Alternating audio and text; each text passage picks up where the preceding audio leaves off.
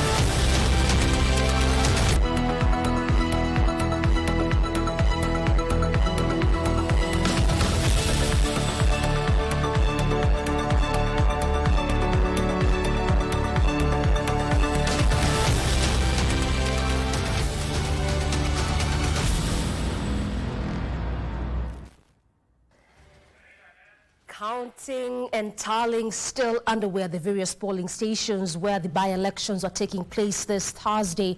That's a total of 22 electoral wards where the by-elections are taking place, inclusive of 1 senatorial, 6 National Assembly, as well as 15 electoral wards where voters came out to choose their next representatives. That and plenty more is what is shaping this live broadcast tonight, and we also have our reporters stationed at various places across the country just to bring us up to speed as per how this counting process and tallying process is ongoing. This is KBC Prime Edition.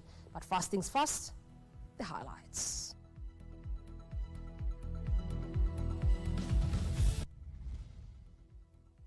The hour is nigh. Results of Thursday's poll begin trickling in following by-elections that were marred by low voter turnout.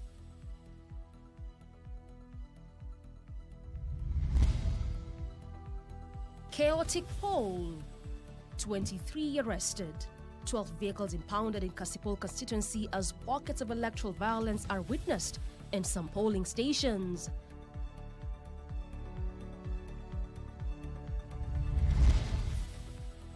And Nyaribo's political fight. Senate to hear impeachment motion against the Nyamira governor in plenary after rejecting the formation of an 11-member subcommittee.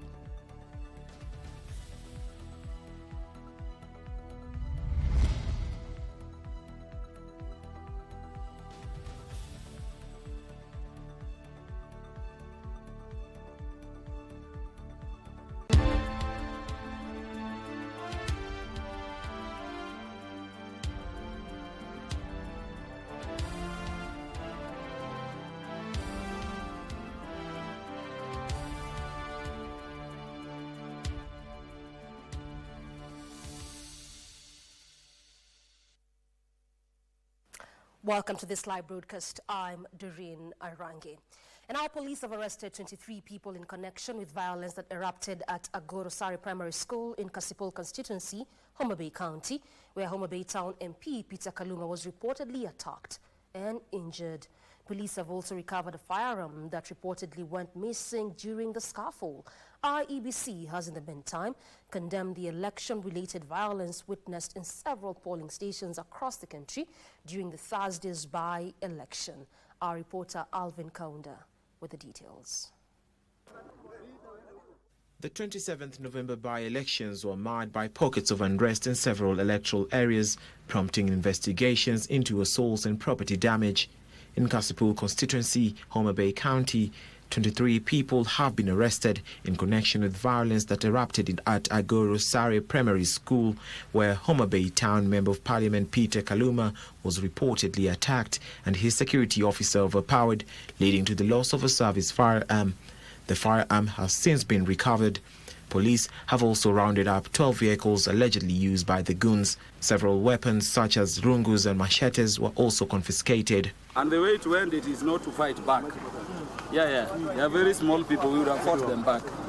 Don't fight them because that is what they want. They don't want people to come to vote. So don't fight them. By now Morocco has lost, so he wants people to die with. In Malava, Kakamega County, tensions escalated after a vehicle connected to a candidate was torched in Manyonje village following a night of disturbances, including an attack on a hotel associated with a local politician. The APK candidate Seth Panyako was detained as investigations continue. Authorities deployed extra officers, citing the constituency as high risk. The police are in the process of removing that debris from that site. So somebody will have to file a report about that incident. So I cannot confirm and I cannot deny whether it belongs to Eugene or whether it belongs to the other party. In Baringo North, former Attorney General and DPE party leader Justin Muturi was captured clashing with a resident. The confrontation had emanated after UDA agent was forcibly ejected from the polling station after he appeared donning a hooded jacket, apparently with party colours. We have told him you cannot come into the polling booth area when you are donning party colours. Yes. Even if he is an authorized agent, or even indeed is whatever kind of person, even observer, he must come wearing other kind of clothes, not coming wearing donning party colours. But was it... you can see I'm not wearing DP colours. Yes, but this is a law. Voting in Magarini, Kilifi County was briefly disrupted at Kanagoni Primary School when Kilifi South MP Ken Chonga was confronted and ejected by locals, accusing him of interference. Polling resumed after the situation was contained. Kitu ambacho kimetuudhi hapa Magarini, kituo cha Msumarini, ni mtu ambaye ametoka Kwale huko, anasema kwamba ni agent wa Magarini. Na hakwamba mwingine kwake ni wizi.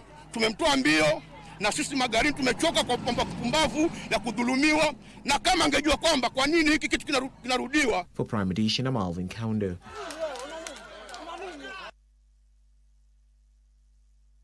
In Baringo North constituency, the returning officer there is currently just making some announcements in relation to the results there with regards to how the counting and tallying process has been.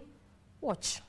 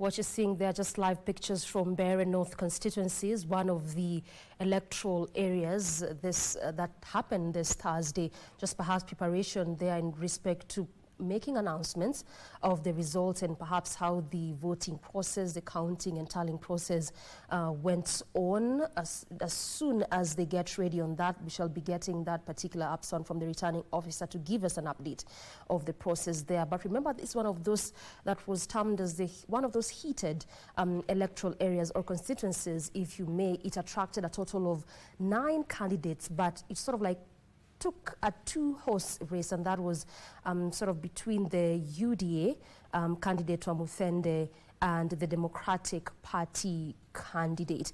But also it's an area that has witnessed a bit of violence, if I should say, some bit of electoral malpractice there. A bit earlier, we did see the former Attorney General Justin Muturi in sort of like a heated argument with a resident, and this was because of one of those leaders who had come in donning the party colors, which actually contravenes the electoral laws. And also just shortly after the election process, of the voting process rather, was concluded at around 5 p.m., there was some youths who had made their way around the tallying center, and they were saying that they wanted to guard the vote. Caused a bit of scuffle in there, but then they managed to just hold it down. So this is just one of those areas in which we have seen a bit of push and pull, a bit of violence here and there, and scuffle in relation to this by-election. But as early as 6 a.m., that's where the polling stations were opened. You remember our very own Bentra Njue, who has been there, in fact, since yesterday, just keeping a close eye and a keen eye on what is happening in this particular area. Has been there since yesterday up till early this morning, just tracking how the entire election process, by-election process, I should say, has been in that constituency. But as I mentioned, it's an area that attracted 9 candidates, and it ran down to a 2-horse race. Part of what pundits will tell you, that this shifted to a 2-horse race between the UDA's Leonard Wamuthende and Democratic Party candidate, that is Newton Karaoke. But just as we try to wait on the returning officer to announce the results or what they have there, we now check in with our very own Kasichana Masha, who is in Magarini constituency, again an area that has also had several candidates, to just bring us up to speed on how the process has been. The counting and tallying has been underway since when the process was concluded. What more can you tell us, Kasichana, from Magarini constituency? Yes, a very good evening to you, Doreen Arange. Thank you so much, all the way from the broadcasting house. My name is Kashina Masha. I'm coming live to you from the Mapimo Vocational Center, which is acting as the tallying center for the Magarini parliamentary elections that have come to an end this evening, which began all the way from 6 a.m. and the process ended at around 5 p.m., whereby the counting exercise commenced immediately at 5 p.m. in areas or in some of the polling stations where they commenced their electoral or their voting process from 6 a.m. exactly at 6 a.m. And what is happening exactly, if you can hear from the background, that's the tallying exercise that is happening here. The residing officer who is taking over, who is overseeing the entire tallying exercise in this area, and some of the ballot boxes are already coming in or streaming in from different polling stations within the constituency. As you all know, we have about 193 polling stations in Magarini constituency, but we want to just break it down for you or for our dear viewer this evening, just to be able to understand what exactly happens in a tallying center once the ballot boxes have arrived at the tallying center. Where exactly are they taken to? Because as you can see right behind me, there are a few IEBC officials who are kind of verifying them. But I want to bring on board one of the observers who has been able to oversee the election process or the voting process all the way from morning. Bwana Matthias, welcome. Karibu sana. Kindly take us through what is happening this evening. Before you tell us what you've been able to observe throughout the day, maybe tell us briefly what is happening this evening. Once the ballot boxes arrive at this place, what happens next? You can just introduce yourself and then you take us through. Thank you very much. My name is Matthias Shipet. I'm an observer from Haki Africa. Currently what's happening is that the presiding officers and the deputy presiding officers are coming with their ballot boxes. They're also sharing the results with the officers of the IEBC here. So they're proofreading and checking if the results are really tallying with the KIMS kits and the number of votes that has been casted. Does it tally with the number of the results that are actually being shared? So after here, then they will be taken inside the tallying center, where the results are given to the returning officers and also the chief agents. So the chief agents will be verifying, seeing the results as they're in, and there are also phone numbers of the agents who are in those polling stations, so they can call and ask so and so if this is the correct results or not. So after that, that's when they now start keying them and projecting them on the projectors so that everybody can see how far the results are. So we're expecting that it's a process that possibly would go up to around 3 or 2 p.m. So it's really around 193 polling stations, and remember, also in the polling station there are also streams, so we're expecting about 450 presiding officers to be here. So that will be a very hectic exercise, but what we say is that we have observed a very peaceful process, very smooth. What we're expecting is that these results now will give us the winner, the projected winner in this case, and possibly the MP of Magarini, so the people of Magarini can now go on with their lives.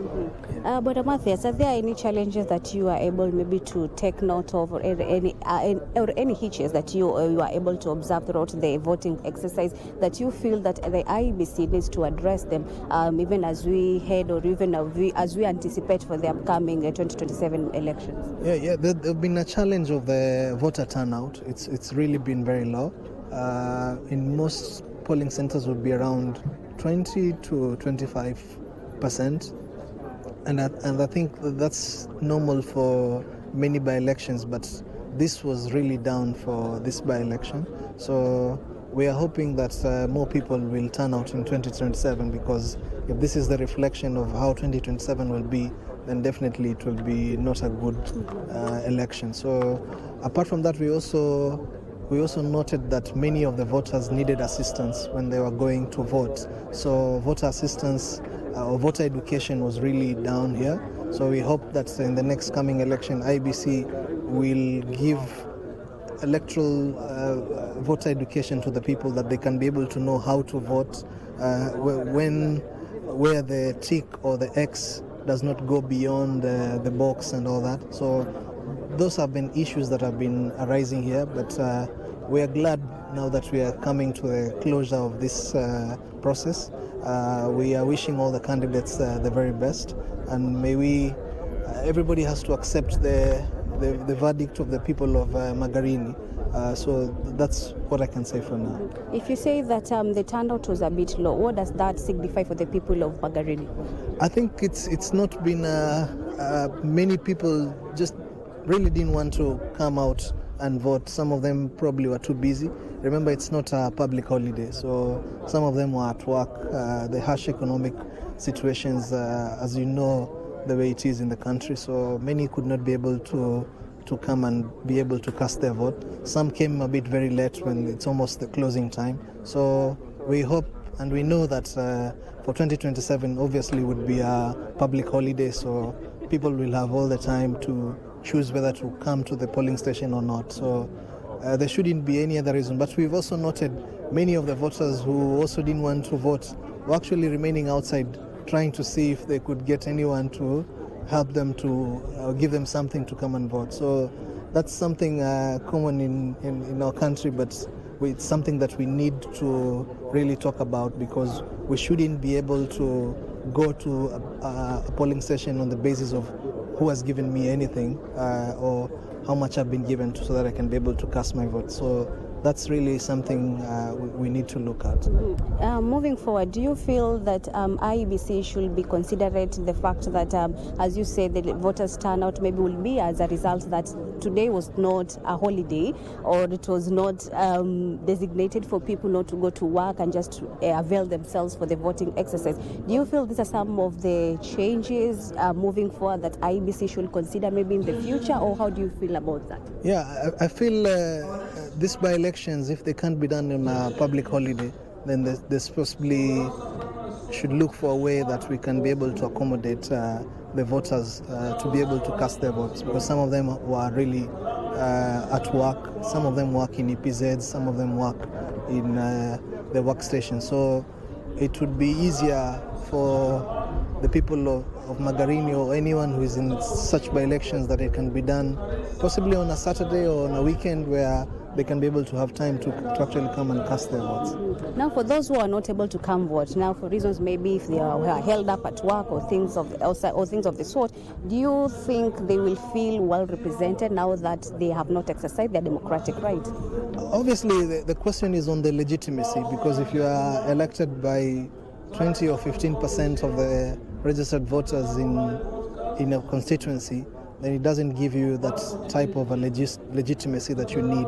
So I'm sure it will be a bit hectic for the people, the elected leaders, the elected leader that will be elected through this process. But we hope that once elected, he will be able to unite the people of Magarini and bring and make people have reasons to come and cast their vote in 2027, because some of them are actually demotivated by the fact that leaders do not actually fulfill their promises during elections, campaigns, and their manifesto. So we hope that leaders will actually deliver on their campaign manifestos.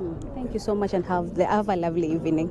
Yes, that's it from us, Doreen Arange. Thank you so much. Now, as I told you earlier before, is that the tallying exercise has already commenced at the Mapimo Vocational Training Center, and as you've seen already, the ballot boxes and the presiding officers from different polling stations within the constituencies have already started streaming in at the tallying center already to commence the exercise or to continue with the exercise. Because as I told you earlier, this is just a summation area where the results come from the polling stations after they have already been counted from the polling stations. Now they come here at the tallying center after, as you've heard from the observer Martha, so they come by here, they pass by here, where there are some few IEBC officials who will go through the papers, who go through the results before they're taken into the tallying center. That's it from me, Doreen Arange. Thank you so much. In case of any updates, you be sure that I'll be here just to keep you updated and to bring you to speed on any latest updates from Magarini constituency in Kilifi County. Back to you in studio. My name is Kasipul Masha.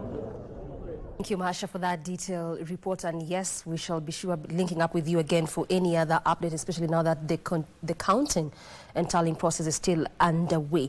But now back to studio, we just want to get to a discussion. Remember that polls opened at 6 a.m. and exactly 5 p.m. they were closed. There's been an outcry of low voter turnout, not so much seeing the young people. There's been pockets of violence here and there across some of those various polling stations, but also there's been areas where peace and calm has been witnessed. So really, how has this entire by-election process been? Now joined in studio by Jeremiah Karanja, who is a governance expert. Jeremiah, karibu sana. Thank you. Let's just begin from your view in regards to how this entire by-election process was. What would you say? Thank you, Doreen. I think, one, just to mention, as you mentioned, I'm Jeremiah Karanja from the Institute of Certified Secretaries, the governance profession. And observing the issues of the elections are very key in terms of leadership, because our constitutional framework is in such a way that we get our leaders through an electoral process. Yes. Of course, we have had pockets of violence here and there, but even more concerning is what you've just mentioned, the issue of voter turnout, because we have seen the last 2 years, especially amongst the young people, mentioning one or two things in terms of the dissatisfaction with the leadership. And therefore, the expectation would be when then you are given an opportunity to come and elect your leader, you have a civic responsibility. It's not just a right, it's also a responsibility to go out there and elect your leader. And therefore, if you don't do that, therefore you don't also have a right when a wrong leader comes into office, you have no right to demonstrate and say, we have a wrong leader, because you never participated in choosing the right leaders that ought to have been chosen. Yeah. All right, just before we unpack more on the voter apathy, low voter turnout, the youth perhaps came in during the last elections, and this one, given the June 25th protest that would have assumed in this particular by-election, you will see. Before we get to do that, there's another aspect of the IEBC. This is the first election, and so to speak, by-election that they are conducting after their appointment in office. In fact, all the commissioners. How would you say they have run this by-election, seeing it was being seen as a litmus test? To be fair to IEBC, I would say they have really done well. They have tried their level best, given the circumstances. Remember, this is a commission that just came to office the other day. Yeah. And ideally, that should not happen, because it is expected that people should leave office by rotation, such that there is no time you should not have, or you should have the entire commission vacate office. But due to very many circumstances, as we are aware, we have had a situation whereby the entire commission vacated office, and therefore you got new people into office, starting to even just appreciate what is the role of IEBC and all that, to settle down. I participated in the induction process of IEBC commissioners, and those are part of the discussions we held with them. Yeah. And I want to appreciate they have really tried. Of course, there are gaps here and there, but this was a good start, so that they can identify those gaps, and especially for the purposes of the 2027 election, then they are able to seal those gaps. So I would say they have tried, they have started very well, and of course we wait the entire process, because what now we await is the tallying, and of course the announcement of the result. And what Kenyans are expecting is that the results should actually reflect the actual voting, and that's where the real issue will be. All right. There's also been a question of free, fair and credible elections, and if not all, the commissioners came out to say that as a commission, they are ensuring and they are promising Kenyans of that. But also there's been, some bit of concerns from some leaders. How do you juxtapose this? The promise versus what you're seeing, and how this brings out the whole aspect of believability to the commission? Yes, the issues that are affecting our elections are not entirely on IEBC. Yeah. For example, one of the cases, a number of cases we have had, is the issue of violence. We cannot blame on IEBC totally. There are various organs of government which are responsible for various issues. And therefore, without necessarily, I'm not trying to defend them, but I want to say, if we lose faith with the Electoral Commission, with the referee at this stage, then we have no country, because what we'll be saying, we are going to even to 2027 without faith that we have a credible referee. And therefore, IEBC still have the remainder part of the process in terms of this by-election, ensure it's carried out well, so that they can ensure Kenyans have faith in them, especially for the general election. Yeah. I hear you, Jeremiah. And also what you're seeing on the other side of your screen there, that is in Baringo North Constituency. Like I mentioned, one of those electoral areas. Remember, we talked of 22, 6 national assemblies, 1 senatorial and 15 electoral wards. There has just been preparations, perhaps counting, tallying still ongoing, and by extension waiting for the announcement of who has carried the day. And, just from residents of Baringo North to know who will be their next representative for the next 1 year or so before the next general elections. And the next member of parliament will be replacing Geoffrey Ruku, who was the former MP there. This is just after he moved, or after appointment to the cabinet as cabinet secretary for public service. But then, Jeremiah, also as we continue with our conversation, that question of voter apathy, because this has largely been seen across these areas where the by-election has been. And ultimately, is what you'd expect with by-elections. History has it. What is this peculiar thing about by-elections that oftentimes you don't see the turnout as how you would see in a general election? That points to one thing. Most Kenyans don't actually go out to vote for their member of parliament. Why? For their MCA. Majority of Kenyans go out to vote for one position. The presidential candidate. That's interesting. The rest is just a by the way. And therefore, if you separate the two and we are not voting for the presidential candidate, that is the kind of results you see. But also number two is, you know, it was not a public holiday. And therefore, if you are employed, you are expected to be in office or wherever else you are working. And therefore, also that affects a significant percentage of the voters. Plus, lastly, you know, in a general election, there is a lot of hype around it. In some of these by-elections, remember, some of us, for instance, if you are working in Nairobi and you are a voter, say, in Ebu, you are here, you have not traveled, so your vote is mostly wasted. So, but in a general election, most of the time you find around that time people have actually traveled up country or wherever they normally vote from. So there are several factors that could have affected that. But having said all that, I think is also a call to all of us. By-elections are just as important as the general elections. Your member of parliament is just as important as the presidential candidate. So it's a call to all of us to take up our responsibility, and when we are called upon to go and elect our grassroots leaders. And I think that's where the important thing is, and we've really failed to understand that. But I want us to take a very quick breather. We come back, especially elucidate more on we only so keen on the president and not on these other various other seats. Just 30 minutes past 9 p.m. we take a very quick breather. We come back with more of this conversation. Stay.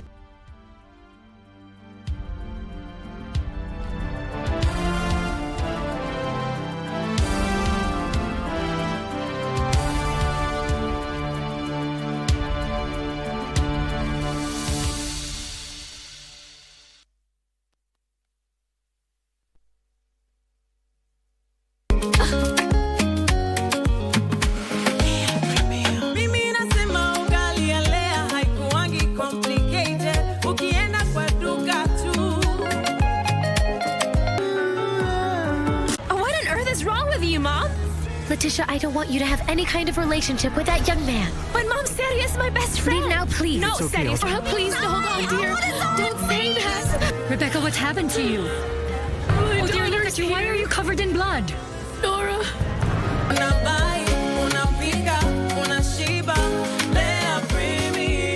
Lea Premium Flour, nurturing the world.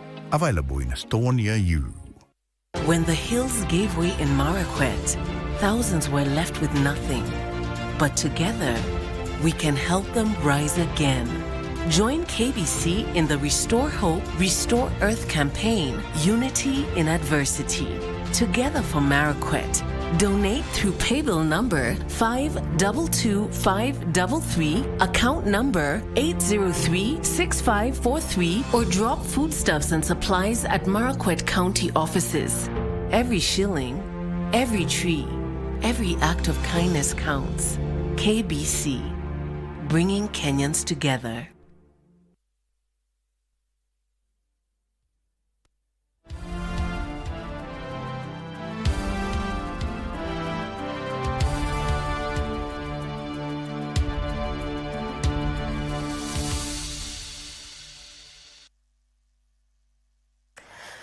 Welcome back. We now turn the crack to Kasipul Constituency. Our very own Wycliffe Okech has been there. He's been our eyes and ears on the ground since yesterday. Just bringing us up to speed with how the election process has been in Kasipul constituency. Okech, I understand counting, tallying, still ongoing as we await announcement. What more can you tell us from Kasipul constituency?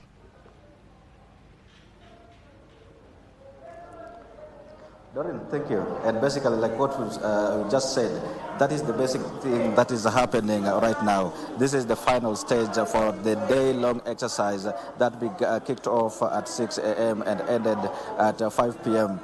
What you can see in the background, that is basically, if you can just move a bit, what you're seeing in the background, that is the returning officer for this particular constituency. This is Kasipul constituency that attracted the total of 10 candidates that contested this particular seat. And what you're seeing in the background, that is the returning officer for this particular constituency, Madam Rebecca Abwaku, announcing results as they continue trickling from various polling stations. Remember, like I mentioned earlier, this constituency has 142 polling stations that was used for this particular exercise, and there was a total of 67,513 registered voters for this particular constituency, and all of them, not really all of them, but those that got the chance to come and exercise their democratic right to elect their member of parliament. But then that is something that we noticed, the low voter turnout. In all the stations that we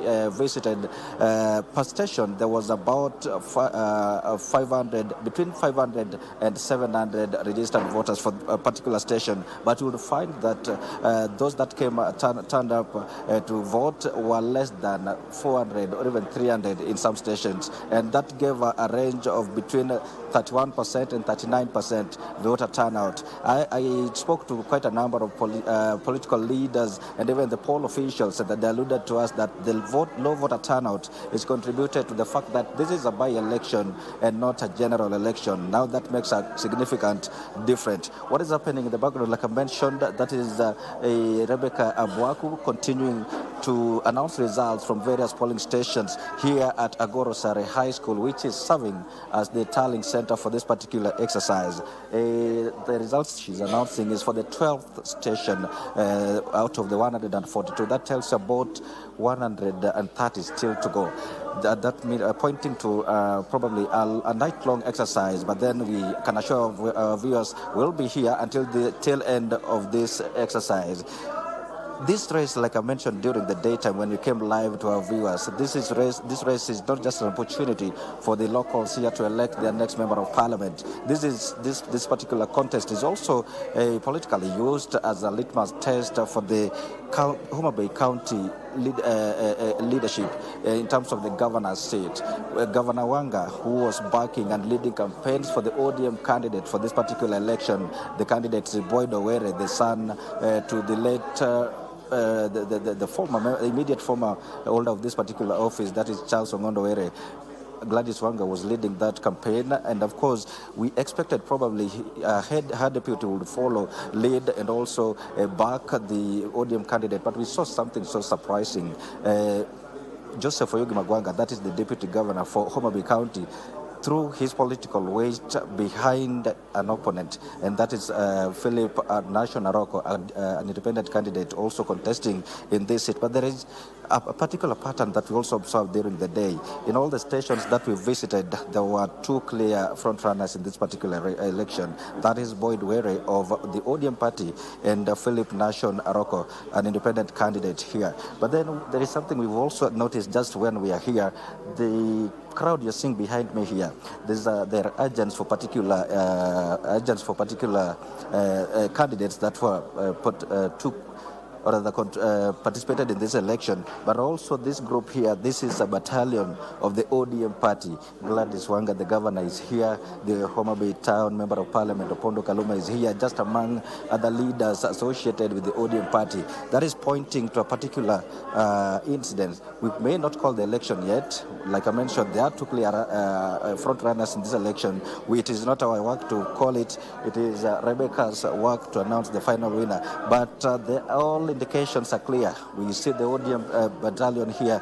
Remember, The final result is announced at the polling station, and these agents, I mean the candidates, they have their agents at the polling stations, and so when the polls closed at 5 and counting began, so between 5 and now, so we are sure the agents they have counted the votes and they already know a winner, and that's maybe the reason we are seeing the ODM battalion here, but we cannot call that particular election yet because this is not our job to do.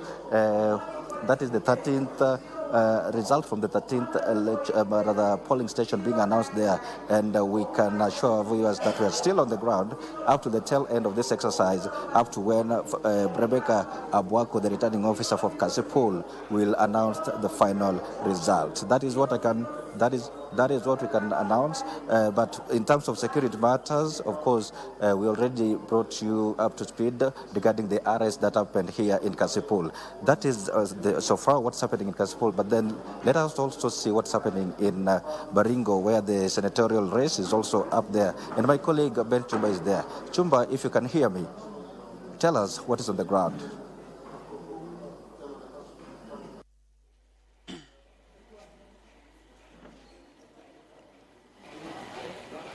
Thank you very much, Wycliffe Okech. We are coming to you live from Marigat Secondary School, which is the tallying center for Baringo South constituency, where the counting and verification of votes is currently underway here, just a few hours after the polling stations were closed around 5 p.m. Just to bring you up to speed here is that the presiding officers are arriving from various polling stations across the constituency, and of course they are accompanied by sealed ballot boxes here, and of course with security officers, and this is what is happening here. They are handing over their ballot boxes to the presiding officer here, and the process is very calm and orderly and fully monitored, of course, by the party agents and election observers.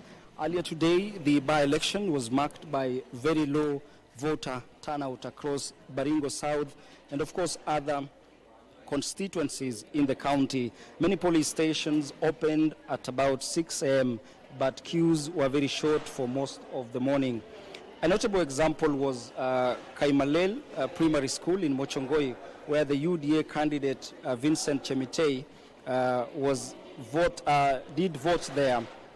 It was at around 9 in the morning, and only 3 ballots had been cast out of more than 430 registered voters, considering this is the polling station where the UDA candidate was able to cast the vote. Residents, we were able to speak to several residents just to try and understand the reason behind the low voter turnout, and most residents told us that first, they had to attend to their morning farm duties, and they were planning to vote later in the day. So whether they really went and vote is something we cannot confirm. But despite the low turnout, polling was very peaceful and orderly in Baringo County. There were no reports of disruptions or incidents. We were able to speak to various presiding officers and returning officers, and they told us that kids worked very smoothly and in almost all stations. Just to bring you up to speed is that several candidates also turned up to cast their ballots. We had Vincent Chemitei of UDA, who voted at Koimalel Primary School. That was around 1 p.m. And Vincent Chemitei expressed a lot of confidence in victory while pledging to respect the outcome of this by-election. Of course, we also had another candidate called David Kipruto of the Republican Liberty Party, who voted at Bondeni's Nursery School in Eldama Ravine. Now, what is happening here is that the election has entered in its most sensitive phase, which is now the verification and tallying of votes from polling stations before final constituency results are announced. The IEBC returning officer here is expected to give frequent updates periodically, definitely, as results are verified. Early results, Arange, indicate that several tallying streams show clear lead for UDA candidate Vincent Chemitei. Actually, in Marigat Secondary School, in one of the streams, which had 117 valid votes out of 580 registered voters. Chemitei garnered 79 and Kipruto garnered 30. In another stream, we had 108 valid votes. Chemitei got 71 and Kipruto got 30. In another stream, we had around 129 valid votes, and the UDA candidate got 86, and Kipruto came second with 39. These early results shows that Chemitei, who is the UDA candidate, maintains a consistent lead. Of course, with Kipruto of DLP trailing by a significant margin. Of course, with totals, the totals here are still partial, but if the trend suggests and continues this way, then it is likely that victory will be for the UDA candidate, of course, if the current pattern holds as more results are tallied. But we will continue monitoring the arrival of ballot boxes here at Marigat Secondary School. Just like I've said, the presiding officers from various polling stations across Baringo County are coming here. They are coming here with sealed ballot boxes, and they are accompanied by security officers. And of course, after returning the ballot boxes, they sign and ensure that the voting materials they have submitted. So this is a matter that we will still follow it up, and of course we will keep updating our viewers on the tallying process throughout the night. But for now, the process is peaceful, as you can see. It is orderly and most definitely transparent. Reporting from Baringo South Constituency, I'm Ben Chumba. Thank you very much, Ben Chumba, for that detailed report, just making us see what is happening. No, put us on the know rather on what is happening in Baringo County there, where it was a senatorial race that attracted several candidates. But we now head over to Malava constituency, where Timothy Kipnusu is currently on standby. Kipnusu, that has been again one of those key areas, I should say, high-stakes election in Malava constituency. We also did see some bit of violence in that constituency a bit early morning. But for now, counting, tallying still underway. What more can you tell us from the constituency?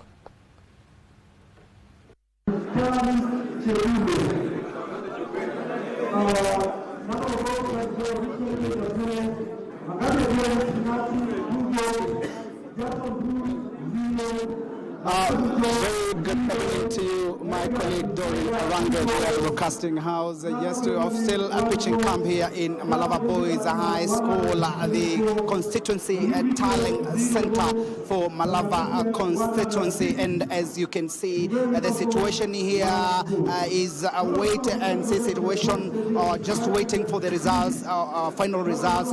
As per now, my colleague Doreen, 25 polling centers have brought here the results, and we have like 170 more to come. Remember, this particular constituency has 198 polling centers spread across 7 wards in Malava constituency, and the constituency returning officer is in charge of this particular exercise. That is Salim Abdallah, and he has indicated that the exercise went on smoothly. There was no hitches, despite the stories that we have been managed to capture on our bulletin, and of course earlier on in our second bulletin, I'll be able to bring up to speed on what really transpired in this particular constituency. A bit of chaos, scuffles being witnessed in a number of polling centers. One is Chekulo Butali, that is one of the strongholds of the DAP candidate Seth Apanyako, and of course the serious allegation from Apanyako about the attempt to his life. And of course here a number of leaders have come here to get to know who will take over or replace the late Member of Parliament Malolo Injende, who passed on the month of February. We have a governor of this particular county, that is Fernandez Baraza, is here also eagerly waiting for the results to know who is the new Member of Parliament for Malava constituency. We also have Beatrice Adagala, who is the Principal Secretary for Basic Education, and of course, as you can see, also we also have Benjamin Washali is here, who is the former Member of Parliament for Mumias East. A number of leaders are here just to get to understand what will transpire in terms or in regards to who is the next Member of Parliament here in Malava constituency. Remember it after gathering facts from residents and having a conversation with them. This particular race, of course, is a two-horse race between the UDA candidate, that is David Athman Ndakwa, who is a former MCA for West Kabras, and also the minority leader, and of course the outspoken Kenya National Union of Nurses Secretary General Seth Panyako, who is making a start for the second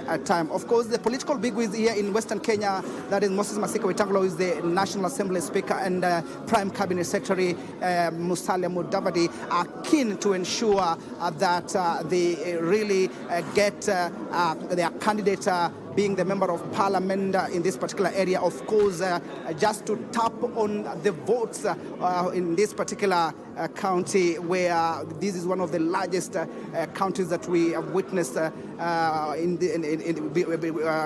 regards to the number of voters. Of course, 94,417 voters were expected to cast their vote, but we witnessed low turnout in this particular exercise. So we'll be here to get to understand who is the next Member of Parliament for Malava constituency, and we'll bring you up to speed on what will be happening here in Malava constituency. Back to you, my colleague Doreen Arange. Thank you very much, Timothy Kipnusu. And just like perhaps Kasipul constituency, so as is Malava, Baringo North, some of those high-stake constituency where we've seen these by-elections taking place. But one thing you're picking for sure, Jeremiah, is you've heard from the reporters just across board in Baringo. Earlier on we were in Kasipul constituency, and now finally in Malava. One thing has really stood out: low voter turnout. And the reasons could be many. It's not a holiday, it's just a normal working day. Reason that, yes, it is just a by-election, not a major election, maybe not as heavy campaign as how you'd expect. Reasons, there are really, really so many. But there's one thing you're really mentioning, that we sort of like center so much on president. That's why even we go out to vote on general election and all the other representatives. So what does this say about the people that we are as Kenyans? Yes, I remember in the last general election, wherever I was voting from, and even in the queue, some people are still asking each other, by the way, who are we voting for as the MP? Because even as people go to vote, they are usually very clear on who they are voting as their presidential candidate. But most of them, if you ask them on the queue, even they have no idea who are vying as members of parliament, as governors, as MCA or senator. And that, to me, says that we have a lot of work to do, especially for institutions like ours, Institute of Certified Secretaries, where we deal with matters governance. We need to do a lot of sensitization, civic education, to educate the voter, and appreciate that with this current constitution, is no longer new. With this current constitution, yes, resources and power are not just at the presidential level. We have a devolved system of governance. Yeah. And right from your MCA, they have a lot of control. They have a lot of things that they are doing right there at the county assembly level. The member of parliament, your governor. And therefore, citizens need to be educated of the same, so that we appreciate that resources and power have since been devolved, and therefore give the same attention to the people we vote at that level, just the same attention we give to the people we vote at the presidential level.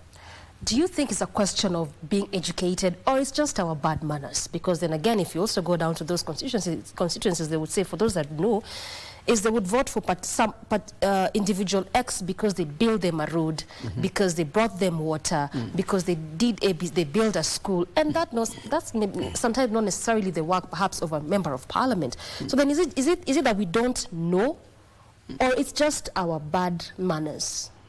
It points to also another problem of the leadership, because it is everything depends with the leadership. And remember, especially at that grassroots level, quite a number of people are not as informed as you and I may be. And therefore, as the leadership, we have a responsibility of ensuring that this information flows to that level. And unfortunately, what we have done in this country, elections is about money. The election is in Kenya is one of the most, across the globe, we run one of the most expensive elections. And the basis of this expense is one, the electoral process in terms of the IEBC and the related processes, but also, and the most significant one, is the financing, especially by the candidates. And therefore, even during this by-election, we had a lot of allegations of voter bribery and all that. Okay. And therefore, even as people elect leaders, it's not even about what you are talking about, building a school. That is even better. It's about who has given me 200 shillings. Is about... Doesn't it point to bad manners then? So we know, but it's just our bad manners. Yeah, so it's a combination of the two. Right. There is a part of the ignorance, but we also have a significant number of people who, as you may call it, bad manners. Yeah. However, I don't want to judge the voter very harshly. Okay. Because we also have, is a question of poverty. All right. When people are that desperate, you have not something to put on the table, and then you have offered them 100 shillings, it will be very tempting for them to refuse. But we also need to educate them, to tell them that 100 shillings you are taking, you are actually selling your birthright, because it has been taken from somewhere for you to be given. I think as a nation, one of the things we must cure is the cost of our election. The campaign funding, because also that goes a long way into the people that we elect, and therefore is an area that we need to look at. But this had also been a matter that was in Parliament, especially when it comes to campaign funding, to declare the funding and how much, but then it didn't see the light of day in Parliament, which again trickles down to the cost of our election. But also, doesn't this also point to the voter when it comes to the trust issue? Because why is it expensive in the first place? It's because we do not trust the entire electoral process. So how do we cure that? This is, as I asked that, also it's because this election, IEBC had projected about 700 million for the by-election. And in the next 1.5 years or so for the general election, they're projecting a total of over 67 billion, which is an increase from 2022, which was 44 billion. So this is a question of trust mostly. Yes. How do we cure that? So then we can reduce the amount. Trust is earned. And trust is earned because of something called character, the issue of integrity. People who are consistent on doing something positive, and therefore we can trust. The reason why is sometimes because part of what makes our election very expensive, even printing papers, we have to go and print from outside because we cannot trust our printers here in River Road. And therefore, you have a cost of people going to whichever country to go and print and bring here because we can't trust our own processes. And that extends not just in the electoral process. Look at almost everything. When, especially those who have 1 or 2 shillings get unwell, they will go to foreign hospitals because is it that we cannot trust our hospitals here? Yeah. And if that is the case, if we don't have the facilities, why don't we then invest in our own facilities? So it's a whole issue of not just trusting, but also we need also to put in place the relevant mechanism and structures, empower our own people here, but also do the right thing consistently. Maybe part of the reason why we cannot trust is because they say once bitten, twice shy. We have been beaten once, and therefore people are losing trust, and therefore we need to take actions, remedial actions that will restore that trust. Yeah. From where you sit, since you talk also about voter education and sensitization, how will that look like as we head over to the next cycle of election? Very just quickly on that. Yes, of course, there is the role of IEBC, but IEBC will just educate the voter in terms of what is expected of them in terms of the voting process. But the civil institutions, the church, the mosques, and other institutions need professional bodies. The LSK, ICS, and other professional bodies. I think we need to put our game together, and we need to cooperate, we need to work together so that we can do sensitization, which is not biased. You are just educating the voter, not just on their right to vote, but also on their responsibility.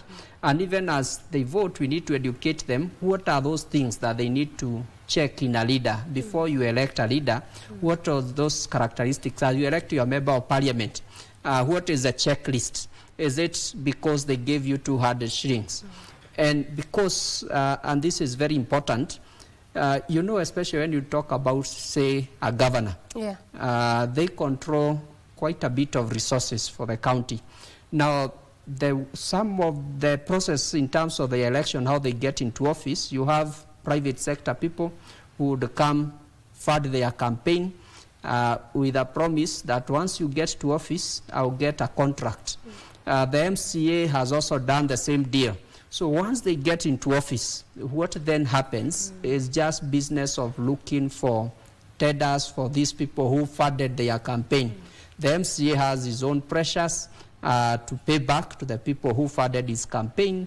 The governor has his own pressures. That's why you are seeing all these impeachments. They have nothing to do with the performance or non-performance of the governors. It's because the governor has refused maybe to give money to the MCAs, and the MCA has to pay the people who funded his campaign. That's you saying? Yes. That's you saying. But I want us to take another brief, Jeremiah. We come back with plenty more of this conversation, even as we continue to interlink with our reporters across those various areas where the by-elections were taking place. Remember that right now what is happening is counting, tallying, and subsequent announcement by the returning officers across those various areas. For now, a very quick breather. We come back with that and much more.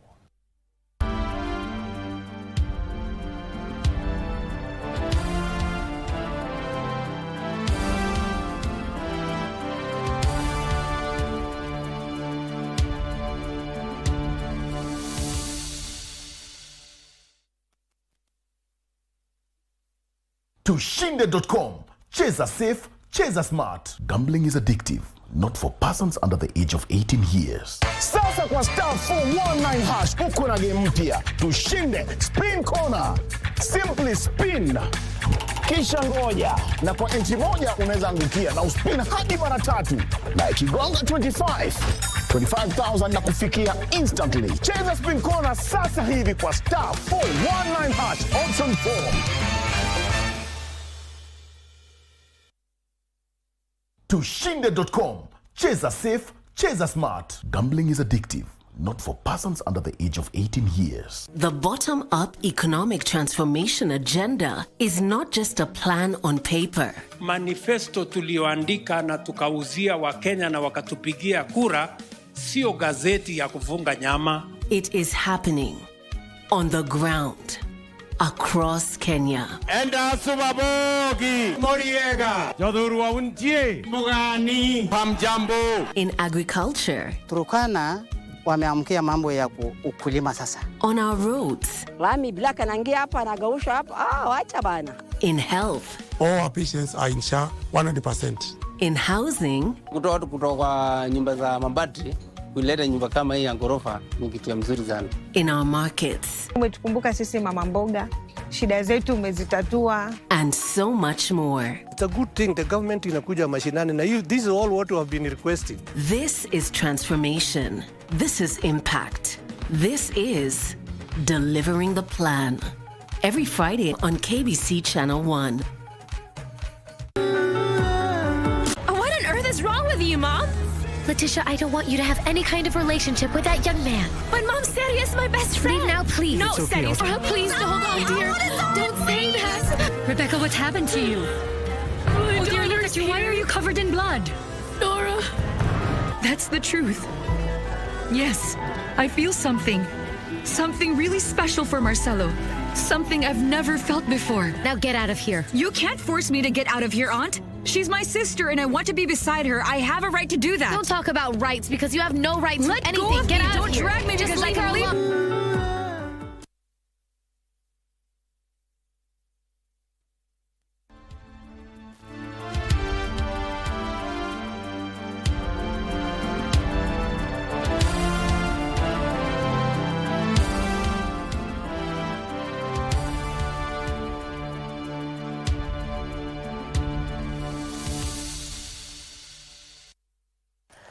Welcome back. We continue with our conversation. And also, again, one thing, Jeremiah, that we are seeing rather being talked about largely, and in respect to what you're saying with this by-election, is that it has sort of like deviated from the people and been more of a show of political might, especially when you look at some of those key areas like Malava, for instance, Kasipul, Baringo North, and this was also largely shown with how the campaign process has been. Do you feel or do you think as though we've moved away from this is about that Kenyan being represented, but more of I have a grip on this area? Yes, that's also something unfortunate, and maybe probably that's also what the voter also wants to demonstrate and say, yeah, the reason I'm not coming out to vote. For me, I'm not interested with your supremacy battles, and you're not going to use me to prove a point. So I better go and pick tea if I'm a tea farmer. So that is one aspect where we have seen this by-election, by and large, as focused more on wanting to prove one point or another, as opposed to genuinely looking for a representative. And that is expected because it's a political process. And in a political process, especially now as we go towards 2027, one would want to check what is the ground like. So that was expected from the word go. And it always happens in every by-election, especially when you are nearing closer to the election. And you see that because you cannot be sure that there will be no other by-elections. As we go near and near to the general election, every by-election, whether it's for a member of parliament or MCA, will be more of a contest at the national level other than at the grassroots level, especially depending on the region we are talking about. So where does this leave the voter if that is how our politics is cultured? So I think the thing is, and as voters, one of the things we need to appreciate is that we have destiny in our hearts.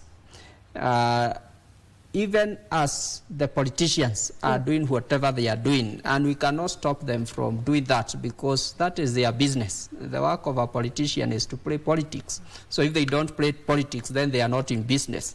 But for you as a voter, you need also to appreciate you also have a responsibility of having somebody to represent you. And therefore, don't just play into what the politicians want you to do, but focus on, for me as a voter, what I require is an MCA who will represent me properly in the county assembly, is a member of parliament who is able to represent me properly in the parliament. But also the question is, and as I mentioned earlier, the bigger problem is, do the voter even know what is the role of MCA, other than calling the MCA for barrio? Wherever you have a barrio, you want your MCA to come, or your member of parliament. And when you call them for the barrio, know that they have to get money from somewhere. Either ask the governor, and before we went for break, you're asking me whether it's true that these MCAs impeach governors for not giving them money. That is true. Because if you are an MCA, you know you are there with the people all the time. So everything, every funeral that happens, every wedding, every graduation, people want you to attend. And if you don't attend, they tell you that we are waiting for you in the next election. We will punish you. And therefore, when they go back, what they do is you demand money from the governor. Of course, the governor has no money of his own. He has to get from somewhere.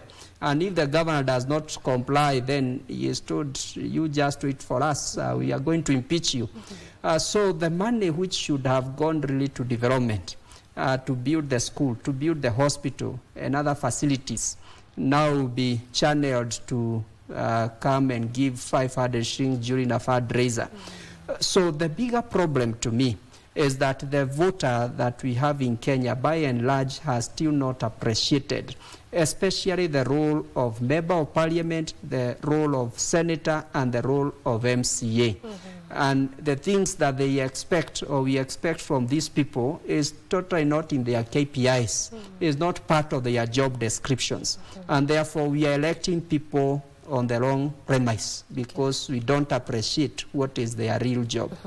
So more like we know, but we don't appreciate their job. And does this also just feed into what we saw with every category of leader asking for a fund, the ward fund, the oversight fund, and perhaps what we saw with the Constitution Amendment Bill of 2024 that sought to entrench all these funds in law, so that then every leader has a fund, even when their role does not necessitate them having a fund. Yes, of course, the truth of the matter is, not very popular politically, but the truth of the matter is, these funds, if they are consolidated together, you take the funds, for instance, in the education sector, you consolidate. I think that has already been discussed in Senate.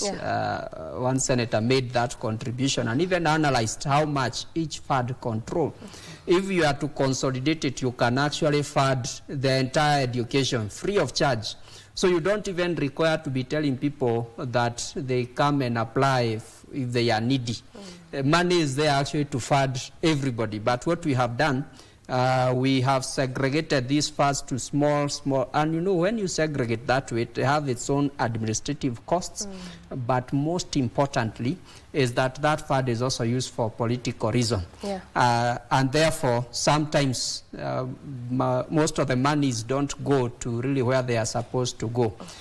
And therefore, what you say is a very good point. We need as a country to sit down and think, what is the value of these funds that we are creating everywhere? If we are to consolidate and put them, whether it's within the line ministry or, because quite a number of them actually should be within the devolved system, we channel them through the county governments. Then they can do better work. I know right now we are talking about the constitution, the Constituency Development Fund and the rulings by the courts and all that, the timelines that have been provided. And you can see, especially members of parliament are not happy with that. But the truth of the matter is, if we are to look at these things objectively, these funds, we don't require them. We already have a devolved system. We have the county governments which are supposed to be working. If they are not working, we should hold them accountable, but not try to duplicate things by creating other funds. I hear you. But then 47 Senate seats is what this country has. We were only doing one senatorial for this by-election. 290 constituencies. It was only 6 constituencies where by-elections were taking place. Over 1,000 wards, it was only 15 wards.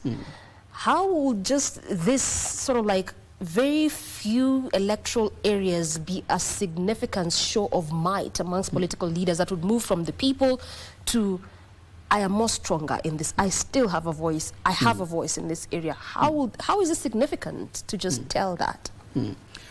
Every opportunity you get as a politician, even if it's just that small, even if it was just one MCA position, that is very significant to any politician. And especially because of the realignments that have happened since the last general election. And therefore, it was very important to check who is popular where, who is controlling which region. With just less than 2 years to the next cycle. Yes, and that will inform a lot of things going forward. So for some, it is a do or die situation because they have to ensure their candidate gets the required votes. So you're saying that we're likely to see a lot of realignments, a lot of party hopping, a lot of coalitions sort of forming after this? Yes, it has always happened in the past, and you learn from history, you can predict the future. Yes. Okay. But again, also what you're saying there is just a split of also what is still happening in Baringo North Constituency as well as Malava, like we mentioned. Right now, largely it's just the counting, tallying, and subsequently later should be the announcement of who is the next representative of the various areas. In Baringo North, it was a race to get a representative to fill in that space that was left by CS Geoffrey Ruku, who went to the cabinet after the appointment by President Ruto as cabinet for public service. In Malava constituency, it is to get a representative after the death of Malulu Injendi, who was the MP of that area. But again, Jeremiah, there's again a question of voter, just away from voter apathy, there was the issue of youth turnout. It was that conversation of after the June 25th protest, we were expecting to see largely majority of young people in those lines, but that's not what we saw today. From where you see it, what would have perhaps necessitated that? You know, quite a number, and I think this has been pointed previously, quite a number of the youths you are what we call, they are on TikTok, they are on all those social media, and when it comes to things on the ground, voting, you'll not be surprised that some even don't have voters cards, and even those who have, based on what have just happened, they are not coming out to actually do what is expected of them. I think my plea to the young people, especially now that we are going to 2027, we have a constitution is in place. You know, you cannot change a government through those other means that, and I know it has happened in other countries, and that's not what we wish for our country. Our country is that we have a constitutional order. And therefore, any position you want changed, whether it's your governor, whether it's your MCA, there is a clear constitutional process. And the constitutional process that we have been given is through a vote. And therefore, ensure you are registered and ensure you participate. Otherwise, whether you make a lot of noise on social media, that will not change a thing, because elections don't happen on social media. They happen on the voters' box. So go and cast your ballot box. But also finally, I think is also what we mentioned earlier. Maybe going forward, we also need to think about the by-election. What kind of facilitation should be provided in terms of work? Is it a kind of a holiday, especially within the regions affected? Because also that has a significant effect on that. Maybe that is something that in terms of a policy, we need to come up with a policy framework as a country. What happens when there is a by-election? I think, in my thinking, we should have a form of a holiday for that particular region to facilitate people who want to go and cast their votes. Yeah, because historically there's always been low voter turnout.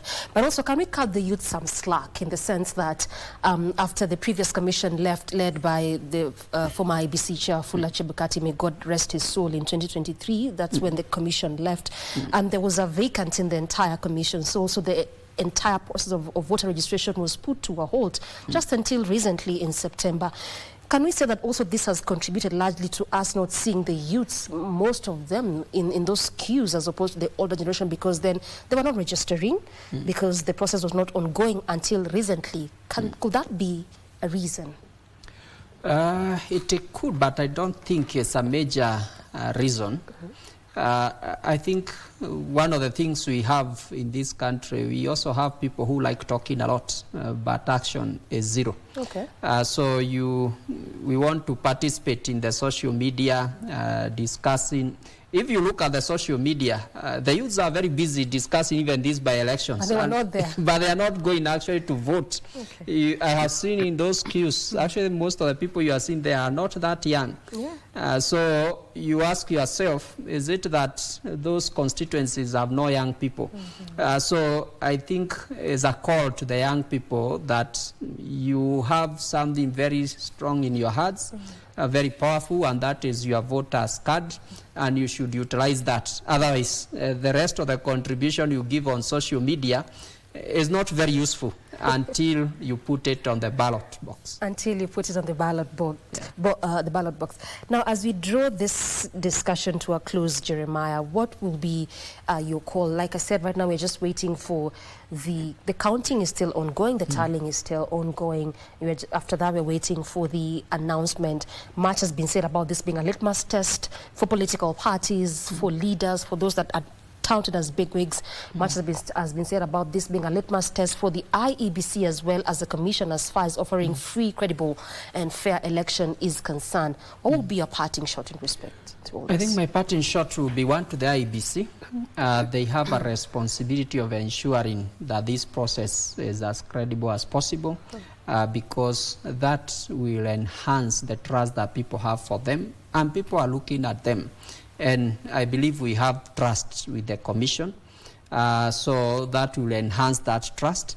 But also to the people, it was a bit disappointing, especially for some of the regions where we witnessed violence.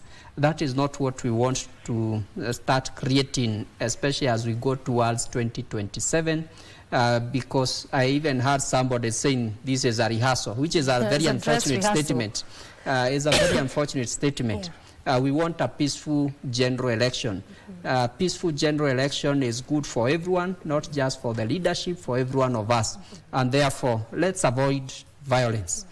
Just go cast your vote, go home, and wait for the results and do the necessary. And the final one, I think, is just what we have been talking about, is IEBC has given a window for us to register as voters. Yes. Ensure you do that.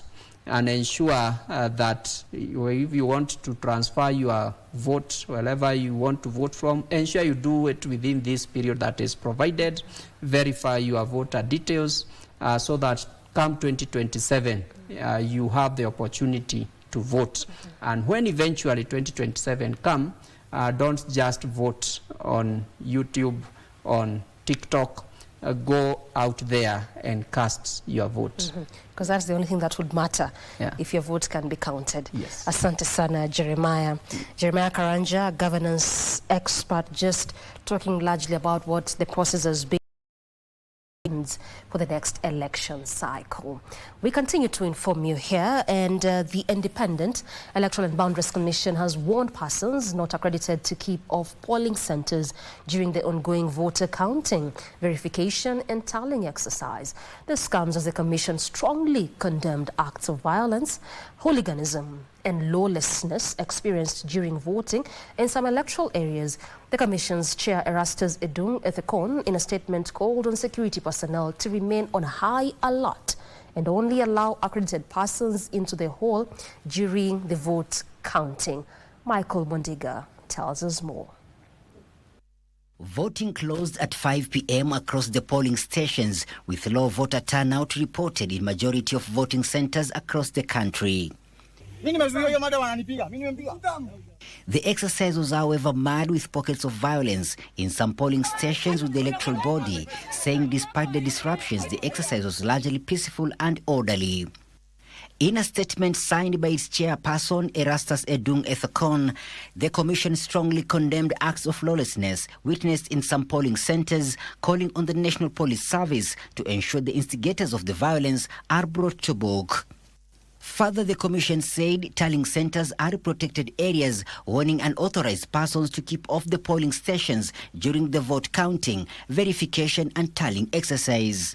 Ethekon said the only persons authorized to access the stations during the vote counting were IEBC officials on duty, accredited party and candidates' agents, duly accredited observers, assigned security personnel and accredited media where applicable. He called on security personnel to remain alert, vigilant and responsive during the crucial phase of vote counting.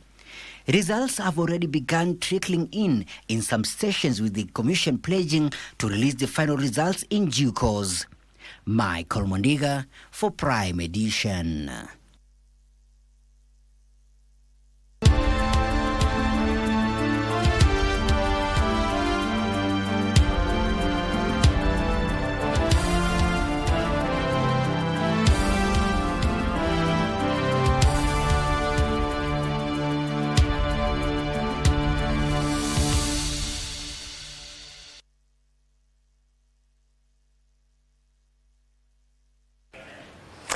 President William Ruto has reaffirmed his administration commitment to empowering women across the country through financial inclusion, enterprise support and community development programs. Speaking at the Moi International Sports Center, Kasarani, during the 16th anniversary celebrations of the Joyful Women organization, also known as JOIWO, the president applauded the movement for transforming women's lives over the last 16 years. International Sports Center Kasarani. Color and celebration filled the air as thousands of women gathered to mark a milestone, 16 years of Joyful Women organization. Founded under the patronage of First Lady Mama Rachel Ruto, JOIWO has grown from a humble table under a tree into one of Kenya's most influential. Over the years, the organization has expanded its footprint to 44 counties, empowering more than 250,000 women socially, economically and collectively. Kwanza mimi nataka nimpongeze Mama Rachel na wamama hawa wote kwa ile bidii, kujitolea na kazi kubwa mliofanya ndio tuwe na kikundi hiki kikubwa ambayo leo tunaelezwa ya kwamba imefikia zaidi ya wamama 250,000. Miaka 16 baada ya kuanzishwa. Some of the notable achievements we are celebrating today include over 300,000 businesses started. 3 million lives directly touched. Over 3.5 billion shillings circulated through tables in 44 counties. President Ruto expressed admiration of JOIWO's journey, calling its achievement remarkable and pledging continued government support as the organization set its sights on even greater future. We are building markets because we want to support micro enterprises run especially by women. The Mama Mboga woman who was in the equation must be in the equation in the implementation of our plan. Digitizing Joyful Women to secure the next generation with digital reporting, mobile table banking tools, and strengthened transparency. The president noted that the transformation witnessed within JOIWO mirrors Kenya's wider commitment to financial inclusion, from grassroots saving groups to government programs designed to help citizens start, grow, and scale up their enterprises. We commit to expanding your tables, increasing funds, creating more opportunities for training and capacity building, and bringing on board partners to strengthen our products, your growth, and your impact across the counties. For the women of JOIWO, today's celebration was more than an anniversary. It was a tribute to 16 years of resilience, faith, solidarity, and shared purpose. We have increased access to capital through our table banking. Many people believe that table banking was not a good idea. But we have seen these women who are here, and Your Excellency, this is just 10% of our members. JOIWO members say the movement has not only built businesses, but also strengthened families, restored dignity, and opened new pathways for women to participate in national development. Jackie Wambiru, Prime Edition.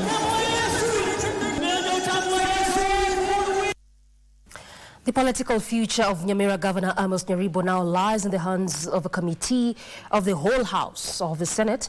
This is after senators in a special sitting Thursday rejected a motion to establish an 11-member committee to probe allegations against him following his impeachment for the third time by the county assembly. The embattled governor is facing 6 charges, among them gross violation of the Constitution and other laws and abuse of office. He's also accused of presiding over a deteriorating governance environment in Nyamira County, with MCAs citing stalled development projects, strained healthcare services and rising tensions between the executive and the assembly. The Senate is expected to prosecute the county assembly's impeachment motion on Wednesday and Thursday next week before taking a vote. Using HR officers irregularly appointed or influenced the process of payments, and 3, having a pattern of questionable claims, including a prior Kenya shillings 13 million, a housing compensation, and a double medical claim. Allegation 4, payroll fraud, syndicate resulting in loss of public funds. The particulars of this allegation are that the governor was involved in or failed to prevent payroll irregularities, contrary to Articles 201 and 226 of the Constitution, by 1, presiding over or allowing irregular overpayments to ECDE teachers amounting to more than Kenya shillings 25 million. Pursuant to Section 33(3)(b) of the County Governments Act and Standing Order 81B, the Senate resolves to proceed on this matter by establishment of the special committee to investigate the proposed removal from office by impeachment of Honorable Amos Nyaribo, Governor of Nyamira. I've never seen people with angrier faces when I'm moving a motion like this one. I don't know what crime I've committed, Mr. Speaker, but I don't like how I'm being stared at. So with those many remarks, Mr. Speaker, I beg to move and request Senator Eddie Okech to second. The minority side feel that because Nyamira County has faced a lot of problems, I have got instruction from the minority side not to second this motion. And you know what the implication is. If I don't second this motion, you know what it means. I thank you, Mr. Speaker. After the motion failed to get a seconder, the motion has been withdrawn. The route of a special committee is abandoned, and now implies that the Senate will investigate the proposed removal from office by impeachment of Honorable Amos Kimomi Nyaribo, Governor of Nyamira County, in plenary.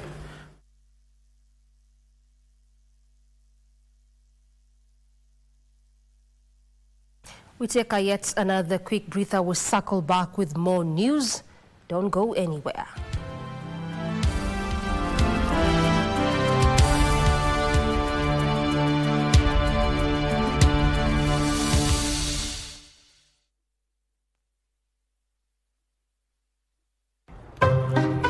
For charity, dial *419 hash.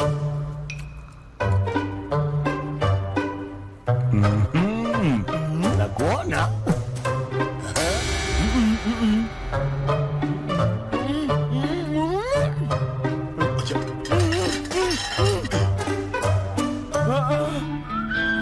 Kuja hivi sasa.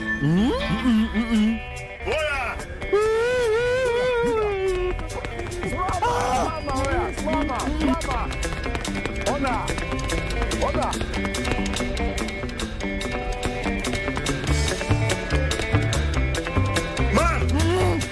Mama tu.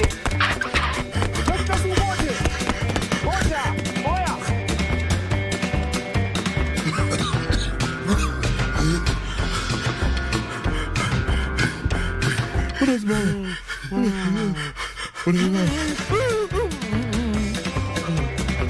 Buddha. Siku umedial *419 hash. Chika.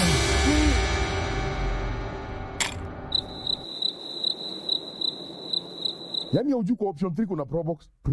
Pro Box. Usisahau kwa *419 hash option 3 iko Pro Box ya bahati. Na ikikuangukia ufunguo utakufikia mahali popote ulipo. Usisahau.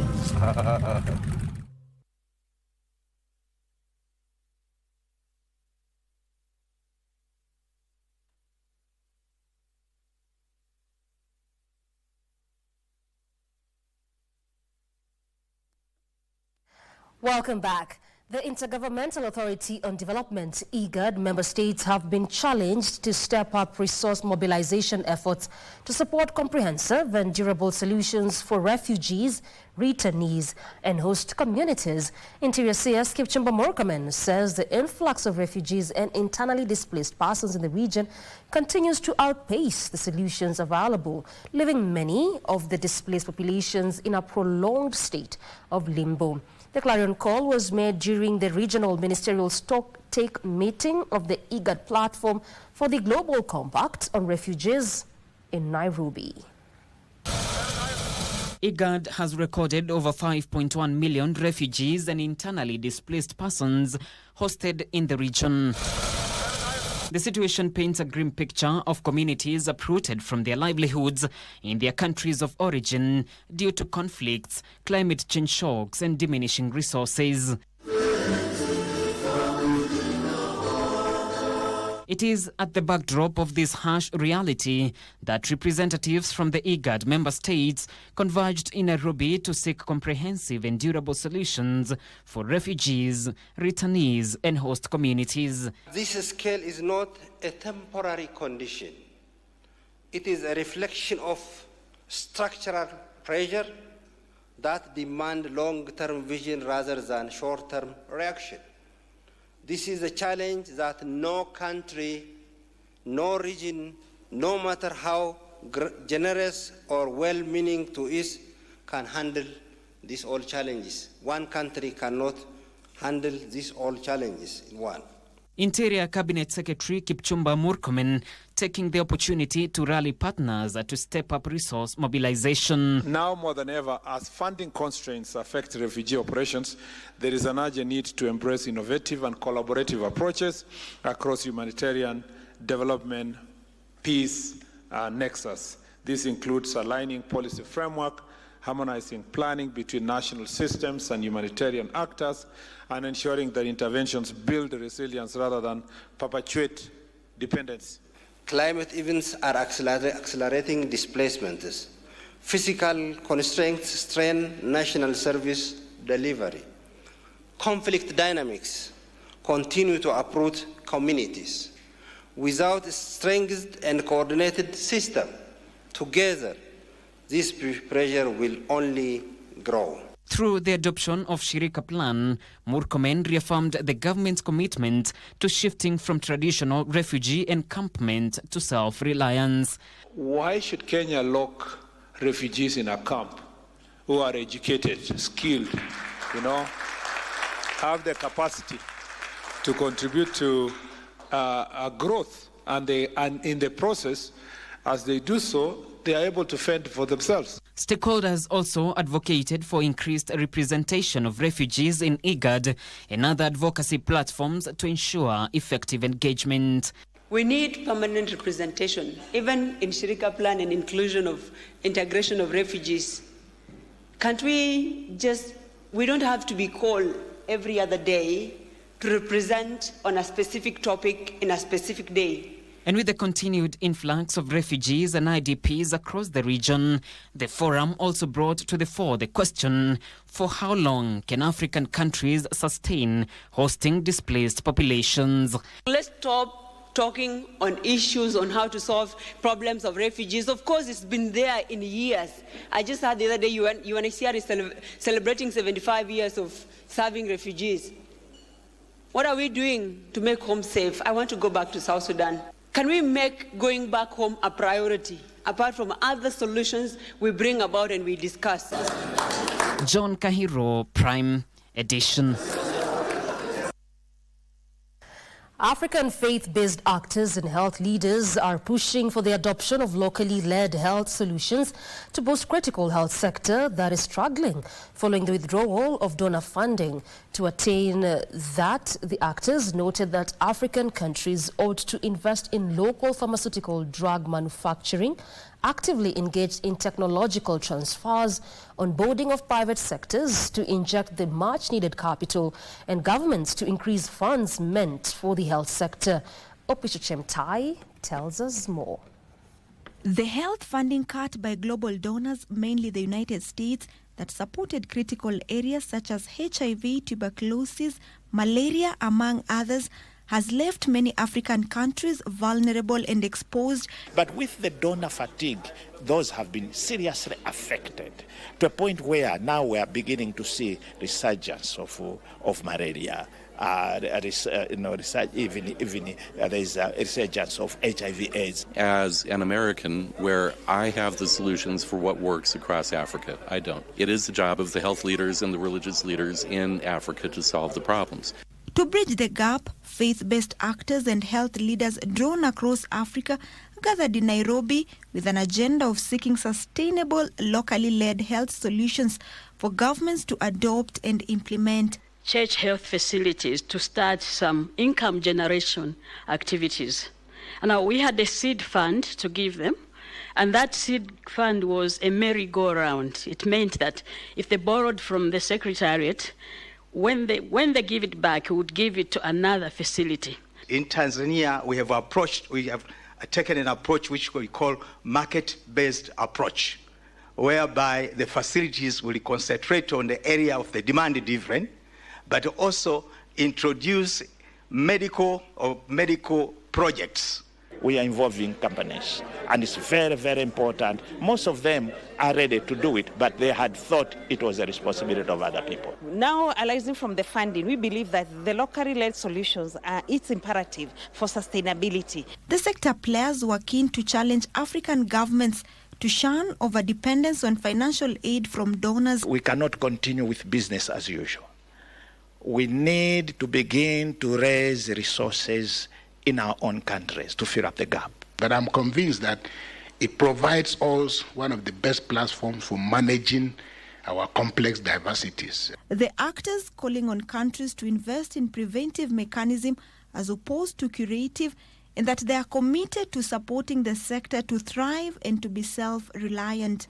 To have a business on that, not for profit, but also to have a quality drugs, because people are trusting us, and we have also to make sure that we are really doing that.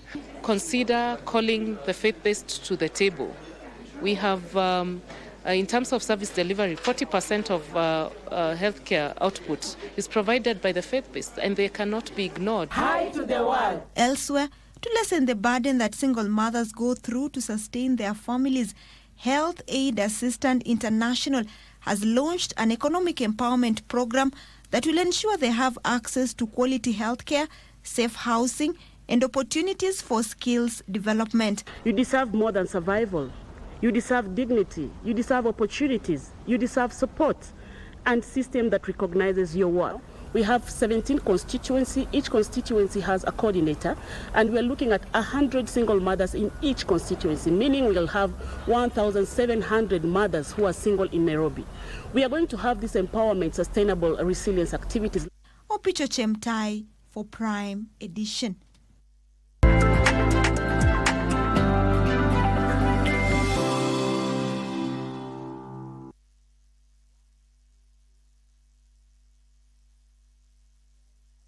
We now look at the latest in the world of business, and President William Ruto says Kenya will partner with China to actualize the new roadmap for transforming the country into a fast world economy. Speaking during a meeting with delegation from China Exim Bank, Ruto said China Exim Bank remains a central pillar supporting major infrastructure projects as well as the growth of technical and vocational education programs.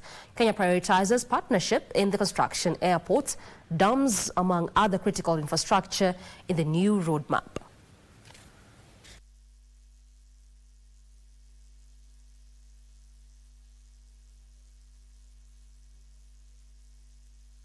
The National Treasury says it will continue to tap into the domestic bond market to plug financial gaps in key sectors, including infrastructure development. National Treasury CS John Bardi says a significant portion of funds to be raised from the bond market will also be directed towards settling pending bills that have stalled many government projects.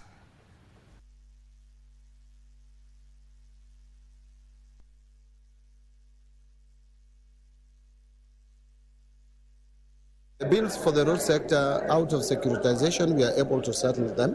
And I think over 80% of those bills have now been settled. That's why most of the road construction is again back and roaring. Now, these other bills, the plan we have is to take the report to the cabinet, and I will do a paper to the cabinet in the form of a cabinet memo, and then we are going to factor we are going to consider these pending bills in the next budget cycle. It has really strained the contractors a lot of constraint because it slows down the work that they are doing in the first place. If it is construction, it slows down. If it is funding itself, contractors now face crisis, cash flow crisis that really hurt their business, and they are not able to pay for the credit they have gotten from the banks. What the government must do is to improve on its planning, and which we are doing from the National Treasury, and that is my work. So we are tying planning to budget and then to budget execution. So you'll find if a project is supposed to cost 3 billion, we'll be trying as much as possible in the first year to have at least 1 billion, because most projects go for 3 years. The private sector has been encouraged to increase investments in the agriculture sector to fill the budgetary deficit. Agriculture CS Mutahi Kagwe says private equity is key in implementation of policy interventions that require huge working capital. The Ministry of Agriculture was allocated 58.2 billion shillings in this financial year budget, despite the ministry seeking 106 billion shillings. Agriculture Cabinet Secretary Mutahi Kagwe says the budgetary deficit can be filled through private equity, calling for more public-private partnerships to increase investments. Kagwe is urging the devolved units to create policies that are investor-friendly to attract equity from private players in the agriculture sector. Unless and until the private sector is enthused, joins agriculture with a passion, we cannot achieve, because the private sector will provide the resources required, the capital input that is required in agriculture. It will provide the human resources that are required in agriculture. Capital funding from the private sector is key in implementing government policies, especially those that are geared towards mitigating climate change effects. I think it is very important for us to reinvest ourselves in the drought management areas. County governments must think more about what they individually are going to do to deal with the issues of climate change that are presenting themselves. To further de-risk agriculture and open it up for investments, the government says it is shifting to data-based policies. Farmers have been encouraged to adopt technology to reduce the cost of production and increase agricultural production. Training of agricultural officers in technology, in soil health, in seeds, in other things, must also be an integral part of the paradigm shift that we surely must invest in and must have if we are going to produce more in agriculture. Benson Rioba reporting for Prime Edition. Players of the tea sector in Mombasa won the impulse between Kenya and key tea market nations resolved. East Africa Tea Trade Association Managing Director George Omuga says closure of some markets like Sudan has affected tea sales and prices, and there is need to source for alternative markets in the continent to reduce incidences of unsold tea. The Kenya Tea Board latest data indicates that year-on-year tea exports in the month of August 2025 reduced by 6%. Players in the tea value chain say the numbers could further decrease if the government does not source for alternative markets for Kenyan tea to cover for the Sudan market. Sudan accounted for 15% of the total sales at the Mombasa tea auction, and there is need for bilateral agreements to resume shipments in the market. The challenge in Sudan resulted in some of the teas, because they used to be packed in Kenya and written in Arabic, you cannot divert those teas. So when this problem occurred, it means the teas are sitting in Mombasa. This as tea traders want talks between Kenya and Iran on increasing tea export volume to be fastened. The noise has basically affected the trade because, you see, as the trade, it is our responsibility to make sure that farmers get value for their money. Tea traders are calling for regional tariff reforms to ensure Kenya tea access additional African markets. There are a lot of tariffs being imposed by governments, particularly in Africa. There's a huge market in Nigeria, Ghana, but the problem that we have is that the tariffs to enter those markets are the biggest challenge. To increase local consumption and reduce the cost of tea production, counties are encouraged to harmonize their levies to reduce incidences of double taxation on tea products. Sylvia Gatti, reporting for KBC Channel 1. Kenyan businesses encouraged to adopt artificial intelligence in execution of their business plan. BDO East Africa CEO Sandeep Khafra says AI will reduce the duration between conception and execution of business ideas, increasing efficiency in organizations. Prompt decision making is also earmarked to reduce business cost of doing business and overcome competition. Kenya's aspiration to transform its economy through manufacturing is both ambitious, but at the same time, I believe, achievable.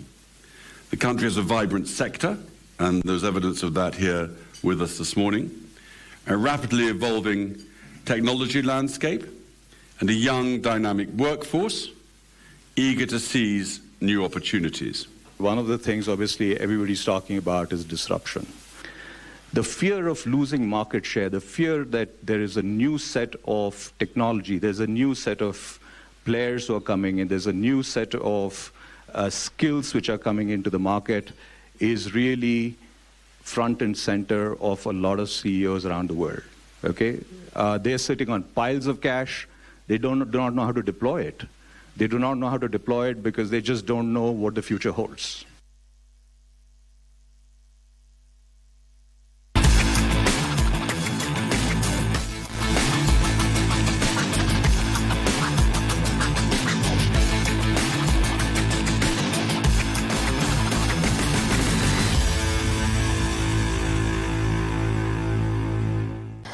Time for the latest in the sporting scene, and GSUB campus men's team advanced to the finals of this year's General Service Unit Soccer Tournament after claiming a 2-1 win over Reke FC in a thrilling semi-final match that was played at Embakasi, Nairobi. The tournament has attracted 17 men teams and 4 women teams. This is the second edition of the General Service Unit Football Tournament, which has attracted participation of 17 teams. Reigning champions Reke FC blinked fast in an entertaining clash which saw GSUB campus team pull a comeback, netting 2 goals to qualify for the finals, which will be played tomorrow.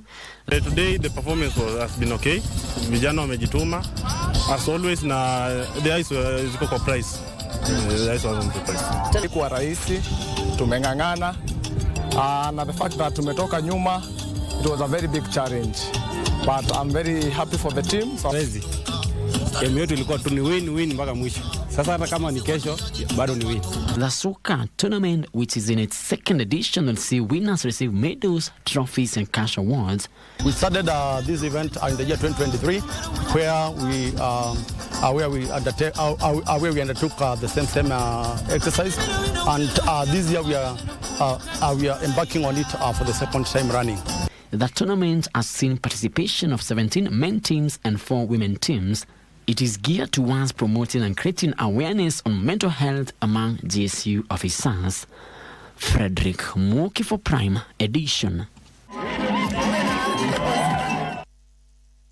National women's soccer team Harambee Starlets lost 2-1 to Algeria last night in an international friendly match that was played at the Mustafa Charter Stadium. The Starlets were using the match as part of preparations for the 2026 Women's Africa Cup of Nations. Kenya opened the scoring in the 15th minute through forward Mwana Halima Adam. Algeria responded by increasing their attacking tempo, but Kenya's goalkeeper Liliana Ward remained composed. making a crucial save in the 30th minute to keep her side in front. The Starlets managed the remaining first half pressure well and went into the break leading 1-0. Algeria equalized in just 2 minutes into the second half. In the closing stages of the match, the host found the decisive goal to complete the comeback and seal a 2-1 victory. The two sides will meet again on Sunday in their second friendly match.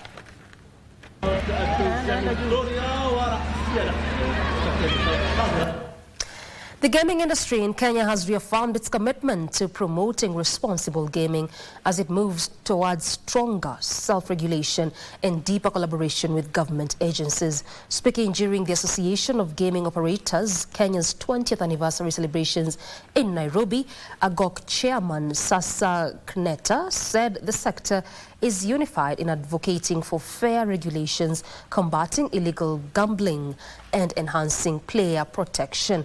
He said the association will scale up training programs, self-execution systems, and public awareness initiatives to safeguard players' well-being. Is to ensure that the industry grew from charity sweepstake to now AGOC. Now you have so many members, and it is a very progressive industry. So tonight, as we celebrate 20 years, we proudly say this industry does more than entertain. It creates jobs, pays taxes, supports sports, and builds communities. Arsenal stunned Bayern Munich 3-1 yesterday at the Emirates Stadium to extend their winning run in the league phase of the UEFA Champions League to 9 matches.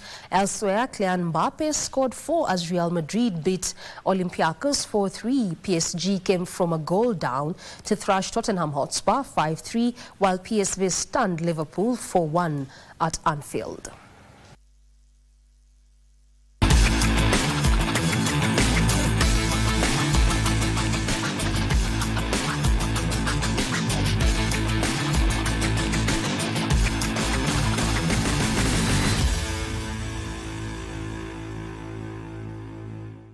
All right, general news done, business done, sports done. But remember, today what was front and center was the by-elections across those various areas. And just before we get to close, we take a quick look on what is happening in Baringo North as far as that counting tallying process is happening.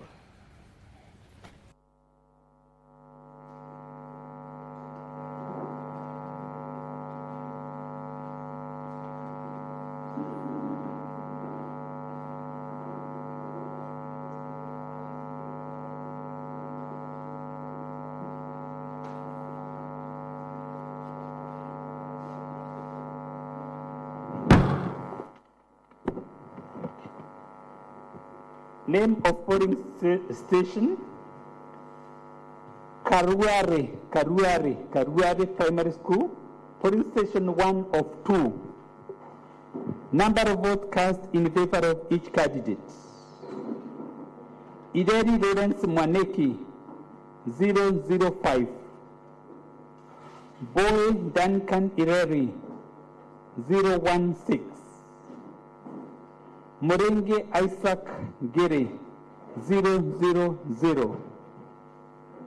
Dwega Newton Karaoke, 062.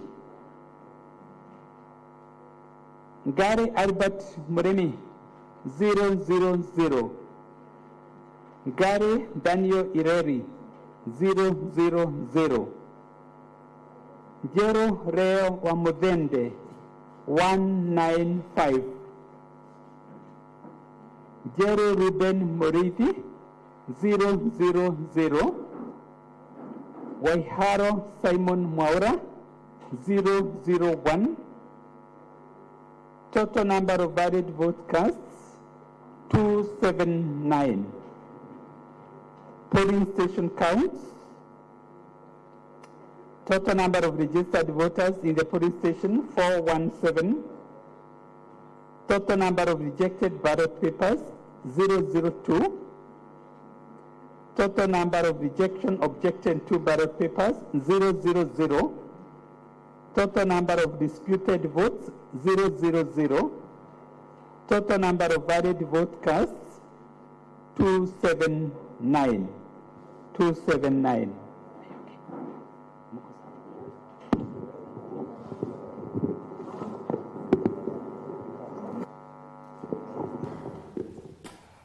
Just announcement from the returning officer there from Baringo North Constituency, just making announcements from the various polling stations in regards to how that vote looked like. But that is largely going to be the process this entire night, perhaps trickling in till morning as the results continue to come in from various polling stations across those various areas where the by-election took place. And I can tell you for sure, KBC Channel 1 is the place to be for all those results. If not here, then on our digital platforms, that is KBC Channel 1 News, where all that will be announced or taking place.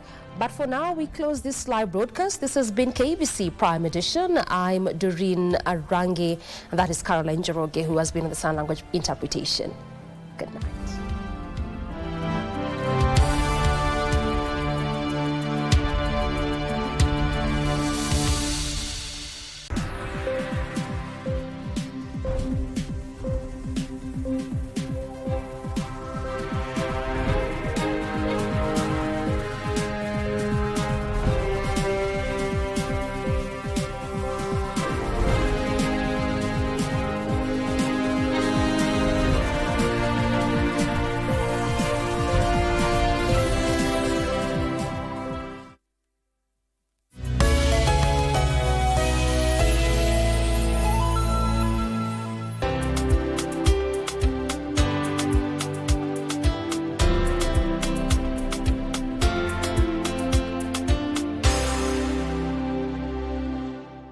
Tushinde.com.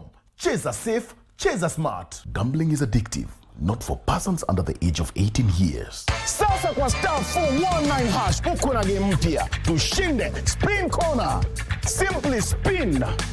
Kisha ngoja, na kwa entry moja unaweza angukia na uspin hadi mara 3. Na ikigonga 25,000 na kufikia instantly. Cheza spin corner sasa hivi kwa star 419 hash option 4. Tushinde.com. Cheza safe, cheza smart. Gambling is addictive, not for persons under the age of 18 years. Both we come from United Kingdom. Even you? Yeah. Me, I come in United Kingdom slums. Listen very carefully, because this case you are going to be hanged. Wewe ndiye nilitumia pesa sababu pesa ilikuwa na reflect jina yako. And you say I'm calling you sugar? Look at me. Oh yes. I'm a perfect figure. I'm on a diet. That's all. Yes. Con Kenyan ladies. No. I'm more interested in, the hippopotamus. Yeah. That's what I want. Tuulize na Kiswahili. Muulize na Kiswahili. Kwa you. How can we contact young lady mheshimiwa? Which conman? Which conman? Yaani uko na macho ine na uone.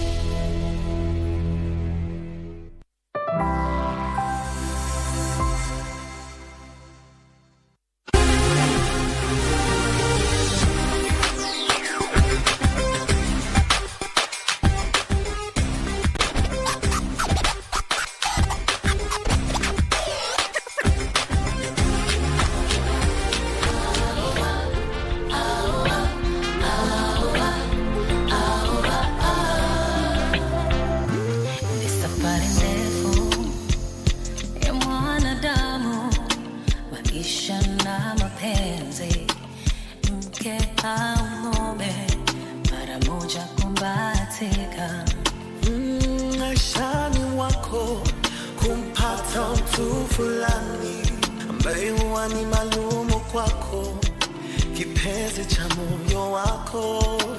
Kwa kiasi kikubwa nimetambua na kuamini iko wako kutana kwetu ni mwanzo wa kutimiza kwa ndoto yangu ya siku nyingi, kwani pendo letu linakuwa kulingana na wakati. Kila siku maishani mwangu nilikuwa na ndoto ya kumpata wangu mwenzi, tufunge pingu za maisha. Nimekuchagua wewe uwe wangu, wangu wa maisha, wa kufa na kuzikana. Sijali mengi maneno watu wasemayo, yaliyopita si ndwele, tugange yanayokuja. Nakupenda wewe, malaika wa moyo wangu. Nakuhusuru wewe, chaguo la moyo wangu. Nimekuchagua wewe, uwe wangu, wangu wa maisha, wa kufa na kuzikana. Sijali mengi maneno watu wasemayo, yaliyopita si ndwele, tugange yanayokuja.